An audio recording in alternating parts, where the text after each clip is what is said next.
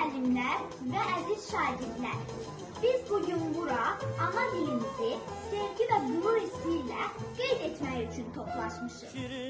Ana dili bir millətin varlığıdır, kimliyidir. Bu dil müqəddəsdir.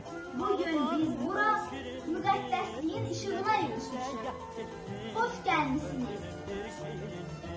İllər milli folklorumuzda özünü yaşadan ana dilimiz Şah İsmayıl Xətainin zamanında dövlət dili statusuna yüksəldi. 1918-ci ildə Azərbaycan Xalq Cümhuriyyəti hökumətinin ilk qərarlarından biri Azərbaycan dilini dövlət dili elan etməsi oldu.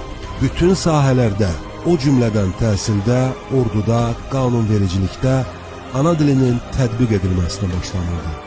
Bugün dövlət dilimiz olan Azərbaycan dilinin hərtərəfli inkişafı dünyanın ən mötəbər tribunalarından səslənməsi ümummilli lider Heydər Əliyevin adı ilə bağlıdır. İndi isə susmayan söz səhnəçi, obrazlar, Mikail Müşfiq, gənc tələbə, qoca müəllim, müstəntiq və müəllif. Qoca müəllim bir kitabı oxuyur, Mikail Müşfiq və gənc tələbə ona yaxınlaşır. Müəllim, xalqımıza qarşı bu haksızlıqlar nə vaxtlara görə davam edəcək? Dilimizi qoruyanlar, xalqı maarifləndirən insanlar susturulur. Oğlum, söz sözün kəsəllidir. Onlar bilir ki, dilimizi öldürsələr, millətimizi də yox edə bilərik. Amma biz nə edə bilərik? Yazmaq, yaratmaq, qorumaq. Hətta qaranlıq dövrdə də işığa doğru getmək lazımdır. Mənim şeirlərimdə Azərbaycan yaşayır, yaşayacaq. Buna eşidən müstəntiq içəri daxil olur. Mən burada dövlət ədəbiyyatının sözdə danışıldığını eşitmişəm. Xalq düşmənləri buradadır. Xalq düşmənləri yox, xalqın aydınları buradadır. Sənin şeirlərin hökumətin siyasətinə ziddir. Sən dövlətə qarşısan.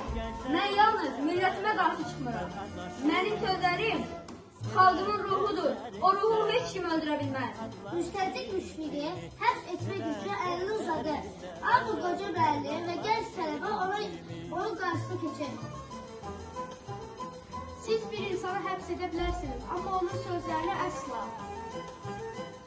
Mən gedirəm, amma mənim şeirlərim qalacaq. Azərbaycan yaşayacaq. Müşfiq aparılır, amma arxada gənc tələbə onun kitabını qaldırır. Gün gələcək, dilimiz azad olacaq. Susturulan səs yüksələcək.